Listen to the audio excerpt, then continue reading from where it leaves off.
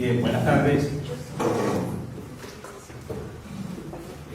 Bueno, un placer de estar disfrutando de este encuentro con ustedes, que de alguna manera nos anima, pues, digamos, nos impulsa a seguir investigando y también a optimizar nuestros planes de trabajo y nuestras investigaciones. Yo quería, antes de entrar en materia propiamente de la que traemos para compartir Joseph y yo, que además me da un gusto verlo porque hay que decir que Joseph está fuera del país no porque él quiera, sino porque hay una sentencia que en este momento le impide estar en Venezuela, justamente por un trabajo de investigación. Así que el encuentro también ayudó a este reencuentro. Bueno, yo lo que quería decir era un poco a partir de lo que escuchamos previamente en la exposición anterior de Oscar, era que viendo lo que está ocurriendo en Perú, yo decía, bueno, es bastante grave, es muy grave, pero no aparecía por lo menos el tema violencia, que quizá es el que caracteriza en este momento la actividad minera ilegal en Venezuela. Y bueno, ustedes habrán escuchado hablar mucho de lo que es el arco minero del Orinoco. El arco minero del Orinoco es el proyecto mega estatal, proyecto de mega minería estatal, que parte de un decreto firmado por el presidente Maduro en el año 2016 para, de alguna manera, el propósito en ese instante era abrir, ¿no?, más de 114.000 kilómetros cuadrados de territorio a la minería industrial. Sin embargo, el año 2016 coincide con una crisis política o con el agravamiento de la crisis política. Hay un enfrentamiento muy importante entre la Asamblea Nacional, que había sido electa en 2015, el Congreso del país, y pues este decreto de alguna manera viola varios artículos constitucionales y por lo tanto lo que dispone el decreto del arco minero tiene obligatoriamente que pasar por la Asamblea Nacional, por el Congreso, si no es completamente ilegítimo. Entonces lo que pretendía el gobierno era que justamente con la caída de los precios petroleros estaba golpeando a ver el negocio del oro como una especie de auxilio financiero. Allí comenzó a tener bastante interés para el gobierno Maduro el tema del oro, que ya desde el año 2011 se estaba hablando y ya había habido muchos asesinatos, crímenes asociados a la explotación y a la comercialización del oro, sobre todo al sur de Venezuela, el estado Bolívar, que es donde yo provengo, donde tiene pues prácticamente tanto su sede como su radio de acción en el diario regional Correo del Carmen.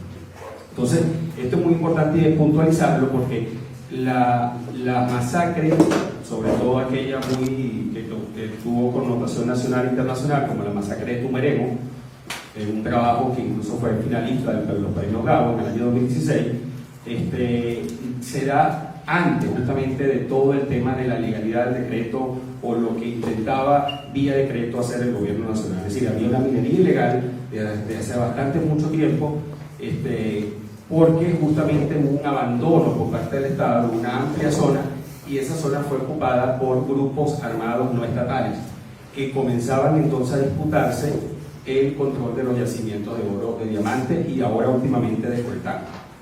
Entonces, en este contexto, y ahora sumado al interés que tenía el gobierno de buscar algún tipo de auxilio financiero porque no tenía préstamo, el tema de la industria petrolera se cayó por la desinversión, por la corrupción, tenía que buscar el oro como auxilio. Y en ese momento, entonces, cuando intenta controlar la zona minera, resulta que se encuentra con un campo minado de grupos armados estatales, que justamente un clima de violencia bastante hostil, de una zona muy roja, y donde entonces al no poder invitar, al no poder ingresar las transnacionales, que era el propósito inicial del gobierno Maduro, entonces lo que hace el gobierno es aliarse de alguna manera, volverse cómplice de los grupos armados estatales que ya estaban operando en el terreno. Por lo tanto, a partir del año 2016, ya a finales de 2017 prácticamente, cuando comienza a mostrar Maduro en cámara de televisión los lingotes de oro, diciendo que eso era producto del arco minero del Orinoco, no era otra cosa que el oro que estaban ellos comprando a los grupos armados totales que estaban propiciando la violencia y el contrabando de gasolina, el narcotráfico en estas zonas de oro. Eso es lo que, digamos, son dos cosas, dos escenarios importantes de precisar, antes del arco minero y luego del arco minero. Por lo tanto, hoy día el arco minero no es más otra cosa que una fachada legal para encubrir todas aquellas actividades ilícitas asociadas al comercio del oro y de otros minerales que son un caldo de cultivo para una violación sistemática de derechos humanos que está propiciando estas masacres que seguramente ustedes han venido también leyendo a partir pues, de varios reportes de medios internacionales que han podido ingresar a la zona y de algunos trabajos importantes que se han hecho en ese tiempo. Después me gustaría darle la palabra a Joseph, voy a permitirme un poco explicar, Nelly me lo pidió, explicar cómo se configuró el trabajo de investigación que hicimos entonces en el año 2017, que se llama Explorando el Arco Minero, junto con la organización Infoamazonía. Luego explico un poco cómo se dio ese proceso. Gracias, Oscar. También para mí es un placer estar aquí contigo. Gracias a Nelly, gracias a Oscar y a David, a todo el público por la invitación. Y bueno, yo voy a partir de diferentes retazos de investigaciones que hemos hecho en Venezuela para explicar también lo que está pasando en el llamado arco minero del Orinoco. Pero antes que eso, les traigo, por llamarlo de alguna manera, algunas postales principalmente de Caracas. No hay luz, esta es la Universidad Central de Venezuela, la Escuela de Comunicación Social, no pueden ver clases de noche porque no hay luz. Protestas ya mucho menos políticas, pero las hay, las sigue habiendo. Estas son las incubadoras bolivarianas en un hospital del oriente venezolano. A falta de incubadoras estaban metiendo a los bebés en cajas de cartón. Y escasez. Mucha gente nos pregunta si de verdad hay escasez, si es verdad que la gente pasa hambre, etcétera, etcétera. Sí, sí es verdad. También es verdad que hay un mercado negro que hace que puedas comprar champaña si tienes dólares. Pero hay dos tipos de economía y dos tipos de moneda. Y bueno, esto es lo que a mí me parece más increíble y es una manera perfecta de describir hoy en día Venezuela, porque la sociedad está fragmentada, pero no solamente políticamente, etcétera, etcétera, físicamente está fragmentada. Tanto así que el colapso del transporte público ha hecho que la gente se transporte en lo que llamamos perreras. Mucha gente habla de una crisis humanitaria, yo creo que es el colapso de la civilización, porque así estamos yendo a las escuelas, a los trabajos, etcétera, etcétera. Todo esto para explicarles que lo urgente mata lo importante, porque este es el norte de Venezuela, donde está el Caribe, donde están las principales ciudades. Y bueno, aquí pasa de todo, pero en el sur de Venezuela pasan muchas más cosas que están invisibles, porque allí vive más o menos 6% de la población.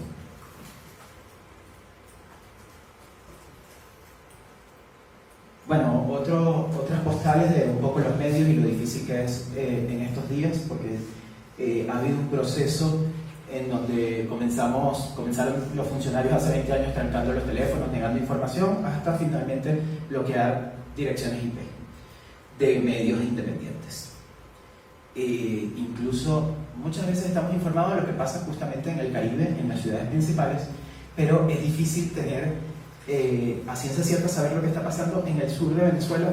El Correo del Orinoco, el Correo del Caroní, creo que es el único diario independiente que todavía queda, y Oscar estuvo al frente durante años en ese diario. Bueno, y me faltó la zona en reclamación, allí está, pero esto es lo que llaman Guayana, o la región Guayana, y como les digo, aquí vive el 6% de la población, pero pasan cosas increíbles. Se ha abandonado el sur de Venezuela y ha sido aprovechado por un montón de grupos irregulares que vienen desde se han mudado desde el mapa del crimen, ha cambiado de una forma en la que se han formado lo que llamamos los sindicatos mineros, que son, por llamarlos de alguna forma, sindicatos de bribones, de cazafortunas, que andan a la vera, a su suerte, imponiendo la ley allí, pero aquí también participan grupos irregulares colombianos, y el proceso de paz ha cambiado el mapa del crimen y ha afectado, por ejemplo, el ELN se ha mudado al Amazonas venezolano. Y este es el sur de Venezuela, una economía muy vulnerable porque dependía de las empresas básicas de Guayana, el hierro, los metales principalmente. También hay minería de oro y diamantes ilegal, pero además la contaminación y todo cómo ha afectado al medio ambiente es increíble. Es una zona donde hay buena parte de nuestras etnias aborígenes y los militares son un poder también que median y participan en toda la trama ilegal del tráfico de oro y de diamantes. Este es el famoso arco minero que, como decía Oscar, es una respuesta económica a la debacle de la economía venezolana basada en el petróleo y además cada día más vulnerable al debilitar el aparato privado, el sistema privado del país. Este arco minero es un poco más grande el área que la superficie, por ejemplo, de un país como Portugal. Y es rico en minerales como oro, diamantes y coltán. Bueno, y aquí quiero partir un poco de retazos de qué ha pasado. Les confieso que una de mis primeras investigaciones también fue a partir de la masacre de La Paragua, que fue una masacre en el 2006 que cometieron militares venezolanos en una mina para que no quedaran evidencias de el pillaje que desde entonces ha venido ocurriendo en la zona. Aquí, como les digo, los militares, los indígenas, los mineros ilegales son actores fundamentales. Y bueno, todo esto ha repercutido en una suerte de ecocidio. Muy elocuente el video que mostraba Oscar, y creo que lo mismo está pasando al sur de Venezuela, lamentable. Otra de las cosas que hemos encontrado, esto fue una investigación que, bueno, encontramos un estudio censurado del propio gobierno en el que demostraban una buena parte de los ríos que estaban contaminados, según estudios oficiales, con mercurio. Y empezamos a buscar estudios académicos y de ONGs que estaban archivados en bibliotecas, y resulta que, y esto creo que es una idea que se puede extrapolar para toda la Amazonía, empezamos a armar el mapa del mercurio y es mucho más grave de lo que parece, sobre todo porque está afectando los ríos que sirven a todo el sistema hídrico venezolano, pero además se trata de áreas en donde habitan etnias indígenas que ya se ha comprobado que muchos de ellos están contaminados porque consumen, por ejemplo, los pescados que hay en estos ríos. Esto fue otra investigación que hicimos sobre el tráfico de coltán. Tratamos de hacerlo en la triple frontera de Colombia, Brasil y Venezuela. Finalmente en Brasil no pudimos determinar nada, pero a través de unas redes clandestinas empezamos a monitorear la ruta de un cargamento informal de coltán que llegó a Colombia y de un puerto colombiano, no recuerdo ahorita el nombre, terminamos rastreándolo y llegó hasta Corea del Sur. Además, esto fue muy interesante porque fue el primer trabajo que hicimos con el Consorcio Internacional de Periodistas de Investigación, porque Nelly me pedía que explicáramos un poco nuestras metodologías, y una de ellas, para nosotros es muy importante trabajar en redes formales e informales. Estos eventos no son gratuitos, son muy importantes porque nos vamos conociendo y vamos haciendo esas redes tan importantes. Si nosotros hubiéramos reporteado de Corea del Sur, nos hubiera tardado unos añitos tener que aprender coreano, y gracias al consorcio logramos cerrar el círculo de esa investigación. Lo llamamos buhoneros del coltán, que es una forma en Venezuela de llamar a los comerciantes informales, y hay toda una red, pero me parece muy importante la visión de Oscar de ir más allá. Detrás de unos mineros hay todo un sistema que está probablemente fuera de nuestras fronteras. bueno, les hablaba de trabajar en redes. Y hay otra metodología que usamos mucho, que es periodismo tradicional. Les pongo esto por las viudas del poder. En una sociedad en transición tenemos que identificar quiénes estuvieron en el sitio, quiénes pueden colaborar, y hay que explicarles por qué es importante que ayuden. Y bueno, otra forma de trabajar también es el periodismo de datos, la tecnología, y utilizarla a nuestro favor. Otro retazo que les quiero mostrar es cómo se ha venido formando otra vez una suerte de guerrillas en el sur de Venezuela, y hay una suerte de guerra silenciosa que no sale a la luz pública porque otra vez hay hambre en el norte, en las poblaciones, no hay medicinas, etcétera, etcétera. Pero es muy grave lo que está pasando porque hay concesiones informales y habrá que determinar hasta dónde hay responsabilidad y participación del gobierno nacional en grupos que se han repartido el sur del país. Nosotros hemos logrado, por ejemplo, en el arco minero, explicar a quiénes se les ha adjudicado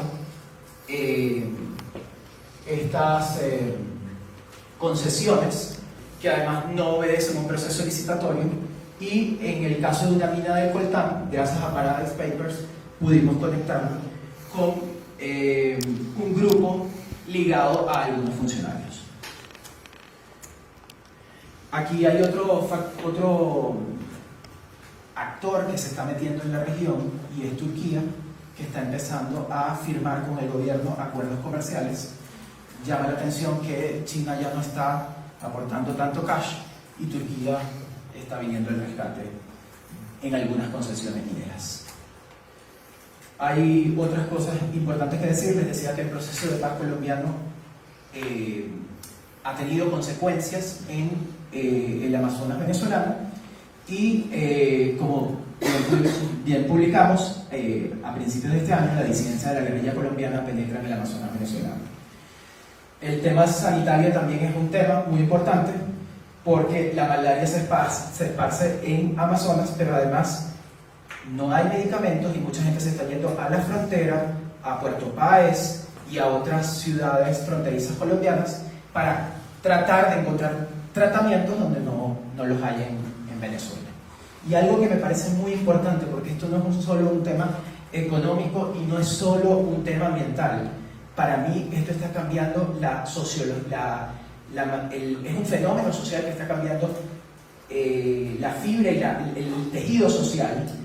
Los indígenas empiezan a emerger como autodefensas porque no hay un Estado que los proteja, y tampoco yo los veo como esa visión de pobrecitos. Al contrario, otra vez hay una suerte de guerra y ellos están participando, en algunos casos incluso participan en la minería ilegal. Bueno, aquí tenemos un reportaje también en la frontera colombo-venezolana, en el Amazonas y el Bichada, el departamento colombiano del Bichada, con más casos de malaria de extranjeros. Bueno, esas tenemos todo un tema, Oscar. Sí. Bueno, fíjense que este resumen de José, además que me da risa porque estaba planteando algunos reportajes publicados en un diario, El Universal, algunos de ellos que fue comprado por empresarios ligados al gobierno y hoy día no publican nada de estas cosas. Por eso, de alguna manera, surge Hernando Info, ¿no? Quería era precisar algunas fechas para que ustedes vean un poco la evolución de este conflicto. Justamente en el año 2016, en marzo, se produce una matanza de 17 mineros en una mina de la población de Tumeremo, eso es al sur del estado Bolívar. Allí pues mueren 17 personas, las matan a 17 personas, las entierran en una fosa común, y luego de una semana en la que el gobierno negó completamente este hecho, la opinión pública logra reactivarse. Las víctimas, los familiares de las víctimas se mantuvieron por más de 7 días trancando la principal vía de conexión hacia Brasil, entre Venezuela y Brasil, y eso es lo que finalmente logra la movilización, o que se despierte el interés del Estado venezolano. se demuestra, se logra a la fosa común, aparecen pues los cadáveres, y ese es como un hecho que cambia todo desde el punto de vista de la opinión pública, porque se narra por primera vez, se puede evidenciar una violencia en estos extremos. Esa investigación la adelantamos en Correo del Caroní junto con 2 medios digitales venezolanos que nos apoyaron, porque esto es una zona, además que ir para allá es costosísimo. Y el Correo del Caroní es un medio regional de escasos recursos y además que venía de un proceso de juicio en el que el editor, el dueño del periódico, fue sentenciado a cárcel por una investigación de corrupción que nosotros hicimos en una de las empresas del hierro en Guayana. Entonces, bueno, la situación económica del medio no era fácil, nos aliamos con 2 medios digitales, El Pitazo y Runrune, y logramos levantar, digamos, hacer una cobertura bastante amplia de esta historia que se llamó La Masacre de Tumeremo. Que esa masacre es la que entonces luego es finalista en los premios Gabo de 2016.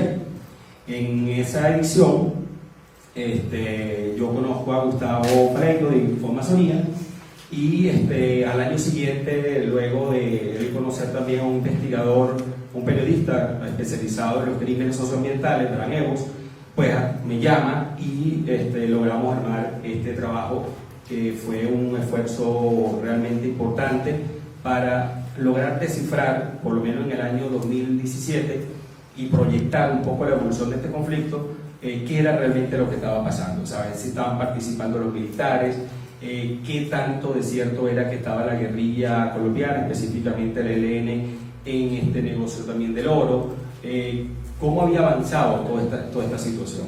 Entonces, bueno, yo decía, 2016 ocurrió esta masacre de Tumeremo. Bueno, resulta que hace un mes, 4 años después, vuelve a ocurrir una masacre en este mismo pueblo, con las características más o menos similares, solo que ahora hay un actor nuevo, que es el ELN. Entonces, ya no era la pugna entre 2 grupos armados no estatales, sino entonces era el de un grupo armado, un pranato minero, contra una célula de la guerrilla colombiana que está operando en el estado Bolívar. Entonces, es un conflicto que es dinámico, no es lo mismo contarlo, yo decía, contar del arco minero en marzo no es lo mismo contarlo hoy en noviembre, y esto va mutando a una velocidad que a veces nos llega a sorprender realmente. Y justamente hace 2 días leía en la cuenta de Twitter de una estudiante de comunicación social, que no tiene nada que ver con esto, pero me llamó la atención el mensaje de su red, y quiero traerlo a colación porque un poco narra o resume el sentimiento de toda esta parte que allí en el gráfico que presentó José, ustedes vieron que es el arco minero del Orinoco. Ella decía, la violencia de la minería nos ha quitado algo a todos, nos ha quitado tierra, agua, salud, un amigo, un familiar, nos está destruyendo. Una muchacha de 19 años, como le digo, es más el reflejo que seguramente algún familiar suyo quedó desaparecido, quedó atrapado en una mina, no se supo nada de él, porque este tipo de historias se repiten a cada tiempo. Y en el caso nuestro, en este trabajo explorando el arco minero, nosotros también perdimos un amigo, que es un fotógrafo, al que le debemos muchísimo, que gracias a él logramos entrar a la zona más peligrosa, más riesgosa de esta mina, que se llama el fotógrafo Wilmer González. Y bueno, la situación económica, la asfixia económica de Venezuela lo llevó, sin decirnos nada a nadie, a ninguno de sus amigos, lo llevó a irse a una mina, ya no a trabajar fotoperiodismo, sino a buscar la subsistencia en el oro, y desde allí no sabemos nada de él, desde febrero del año no sabemos nada de él, y bueno, todo apunta a que fue asesinado también en una mina, y estos son casos que se repiten a cada cierto tiempo en el estado Bolívar, desaparecen las personas. Entonces yo creo que justamente una de las líneas de investigación o de las cosas que están allí para seguir investigando este hecho es las desapariciones. ¿Sabe? ¿Cuántas personas en estos lugares remotos más nunca se supo de ellos? Aquí hay una historia importante que contar, más allá y de la importancia, por supuesto, del daño ecológico, y algo que mencionaste, Joseph, que me viene llamando también la atención, que es el tema del daño antropológico.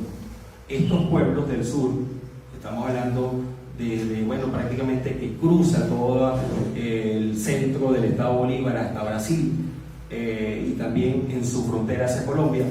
Estos pueblos han cambiado su actividad, no son pueblos iguales, son pueblos que están sufriendo por la violencia, que han tenido que migrar a su actividad económica, que no era justamente el tema de la minería. La minería ilegal había existido en Venezuela durante muchísimos años, se tiene registro de por lo menos un siglo atrás, pero una minería focalizada, artesanal, que digamos pasaba de generación en generación, de padre a hijo, pero no era justamente la principal actividad económica de estos pueblos. Entonces, bueno, yo les invito a leer la plataforma Explorando el Arco Minero. ¿Ah? Una foto, bueno. Aquí. Bueno, este lingote de oro del que ufana Maduro en la televisión, él dice, este es el producto del Arco Minero del Orinoco, ¿sí? De una actividad legal, de supuestas maquinarias limpias y de todo procedimiento. Este lingote viene de la actividad ilegal, que entonces el gobierno ha tenido que hacer algunas alianzas y termina comprando ese oro que se produce pues a sangre y muerte en los municipios del estado Bolívar. Creo que es suficiente. Bueno, abrimos entonces el espacio de preguntas.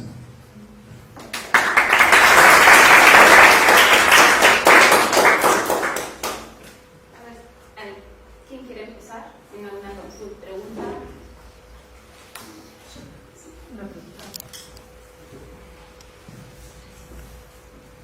Sobre el tema del desarrollo de la violencia, por una de las hipótesis siempre de Chávez y de Maduro era que la intervención de una potencia extranjera iba a posibilitar que Venezuela se transforme en una especie de Libia, y bueno, y por eso la necesidad de tantas fuerzas militares. Pero ante los hechos que ustedes cuentan y los últimos que hubo, sobre todo en esta región, me parece que a la distancia, ¿no?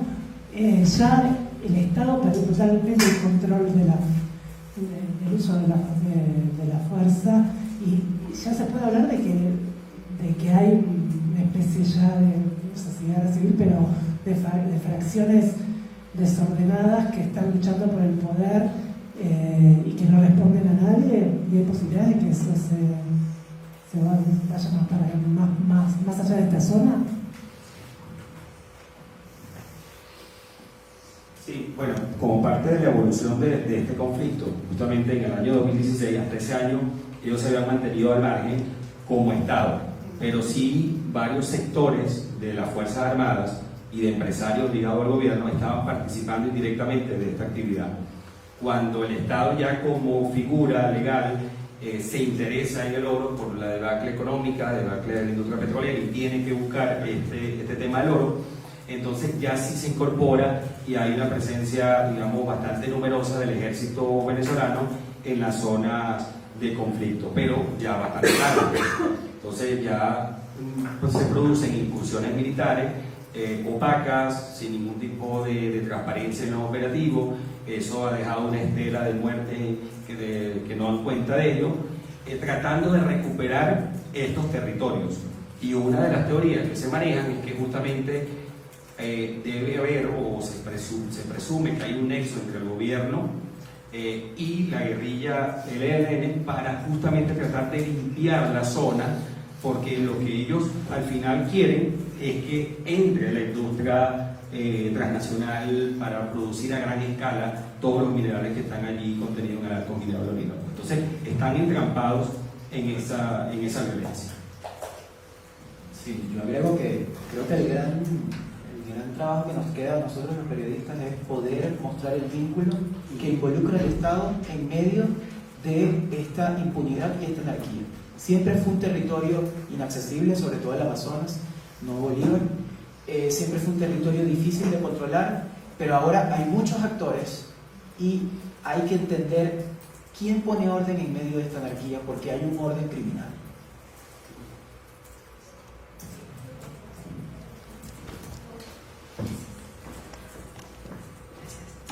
Sí, hablando un poco sobre los temas que se vienen como desafíos y que cambiar tan rápidamente. De hecho, el proceso de paz de la FARC, el proceso de paz aquí en Colombia ha acelerado algunos procesos en la parte de frontera amazónica, ¿no?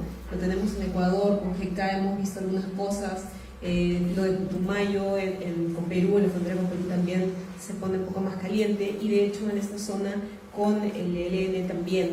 Entonces, desde su perspectiva, ¿ustedes para dónde creen que va ese proceso en la frontera? ¿Qué tan caliente se va a poner? Y como periodistas, ¿cómo lo podemos abordar? Por varias razones. Uno, es peligroso; dos, las fuentes son difíciles. Entonces, ¿cómo lo ven ustedes, ¿no? Y si también sienten eso de que las fronteras ahora me parece que son un punto bien importante de investigación, ¿no?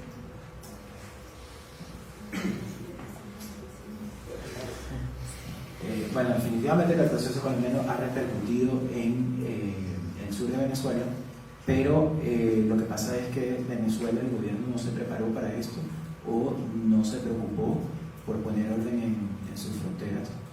El reto es para nosotros cubrirlo. Lo hemos hecho desde el principio de este año.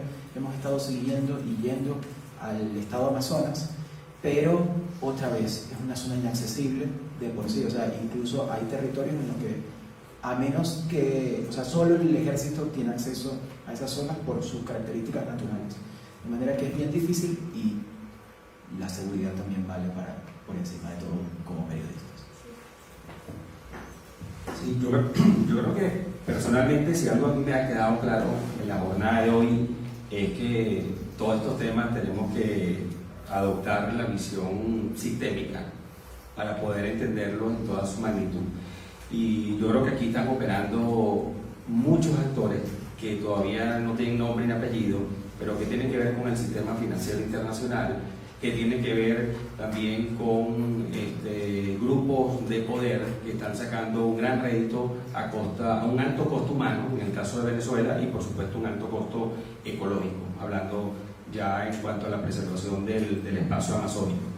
Pero es un tema que, digamos, como te digo, va evolucionando cada día, porque también va dependiendo de cómo evoluciona la crisis política venezolana.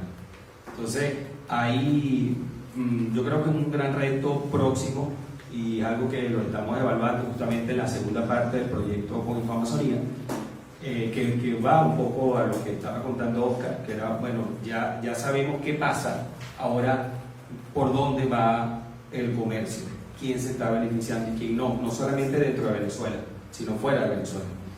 Entonces, pero un reto próximo sería y realmente amarrar ese nexo que hay supuestamente entre el gobierno de Maduro y la guerrilla del ELN y desplazados de la FARC. Creo que eso es importante amarrarlo para ya entonces ir a un segundo nivel de bueno, explicar las connotaciones de esa relación.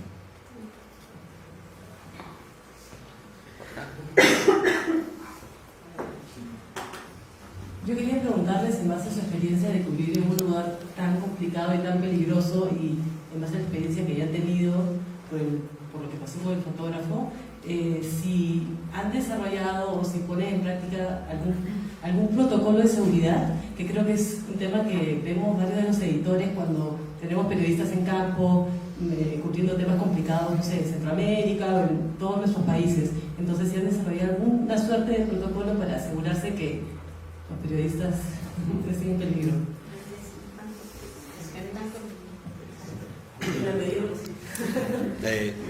Yo debo confesar que hemos sido muy descuidados con esa materia. Demasiado, creo que de verdad nos hemos confiado mucho. Yo creo, yo lo comentaba con José, la impunidad en Venezuela no es del 100%, es del 110%. Y eso también como que en algún momento llega a favorecer un poco a las investigaciones, porque no terminan en este momento todavía de repercutir. Es decir, tú sacas la investigación, el Pranato Minero sigue haciendo de las suyas en el sector, Maduro sigue en el poder y los actores internacionales están ganando mucha plata con todo esto.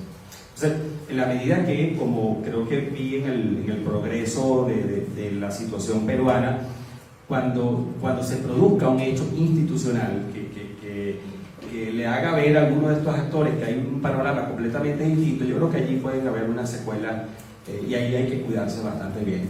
Por ahora yo creo, bueno, una cosa que no conté, nuestro investigador y y autor, digamos, quien estuvo en diferentes zonas. Yo lo acompañé solo en el estado Bolívar, pero Bran Eus fue además detenido por la Guardia Nacional cuando estuvo en territorio, en la frontera entre los estados Bolívar y Amazonas.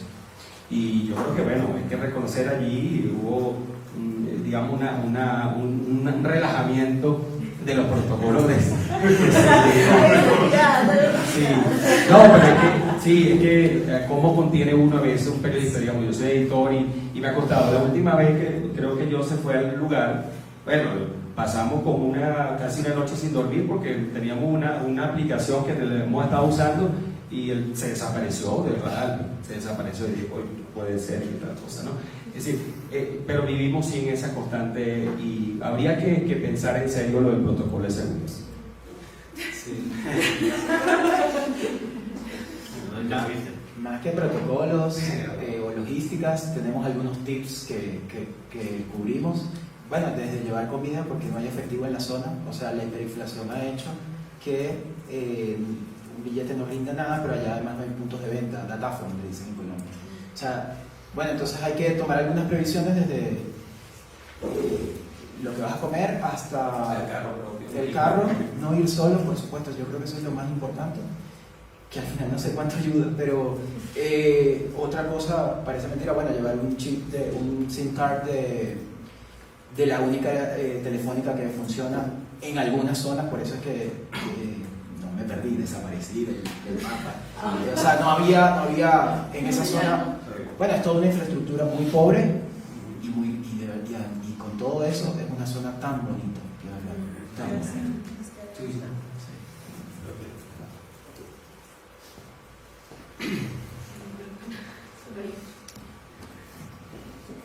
No, algo muy breve. Hace unos días Estados Unidos había anunciado sanciones a las transacciones relacionadas con el oro. Quería saber si de alguna manera esas sanciones impuestas a Venezuela creen que influye con este nuevo escenario, creen que influye en ese escenario también internacional de poderes transnacionales.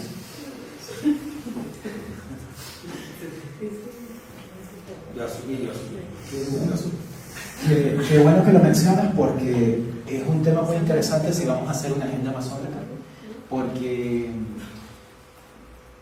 no es solo follow the money, no es solo el sistema bancario. Se está empezando a cambiar. Estas son fuentes que tenemos, hay que confirmarlo, pero se está empezando a cambiar oro por alimentos. Y Turquía allí está jugando un papel por lo visto. Entonces hay que entender que las transacciones no son solo por dinero.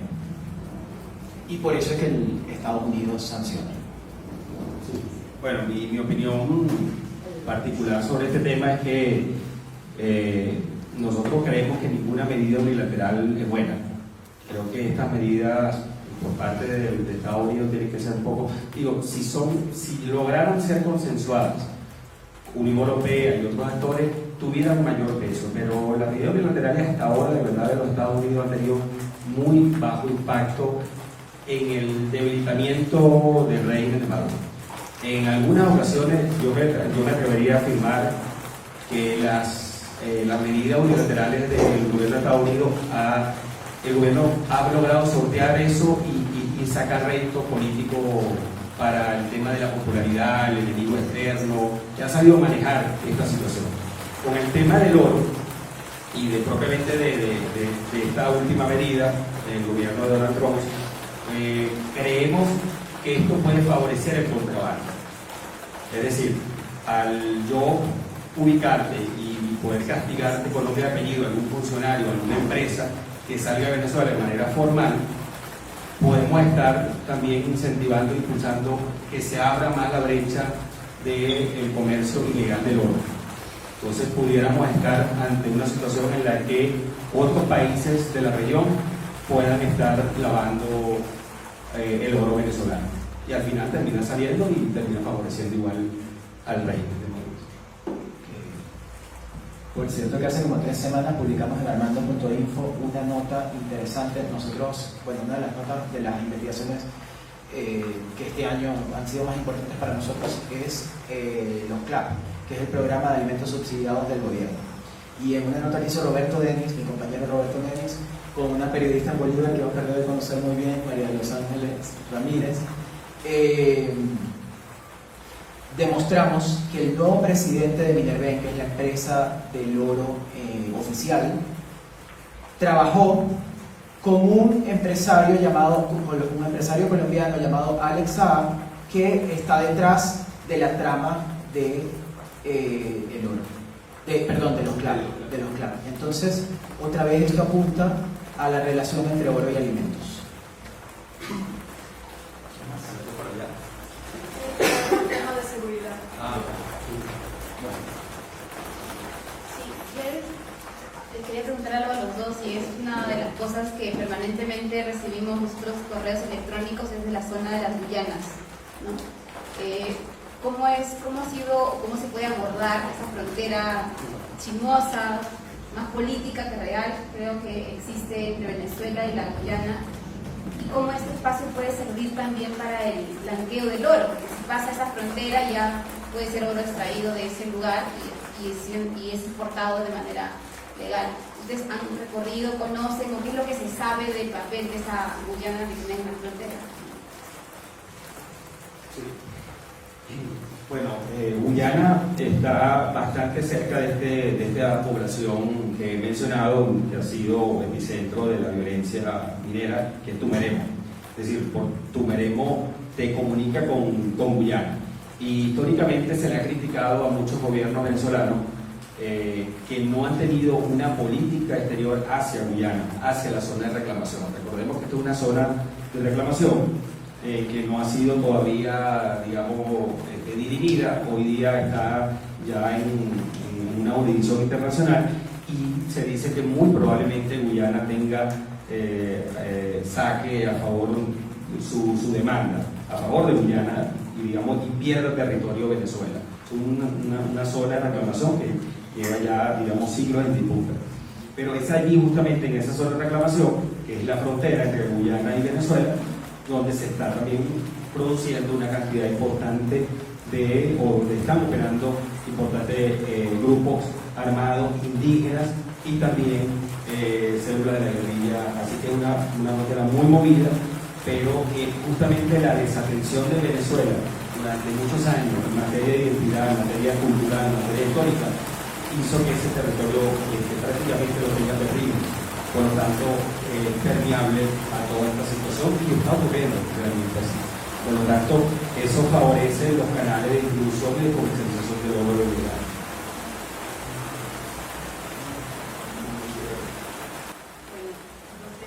Muchas gracias, José, Oscar. Y antes que se vayan, además quería pedir un fuerte aplauso, o el doble aplauso, porque José acaba de recibir el premio Nike de periodismo de este año.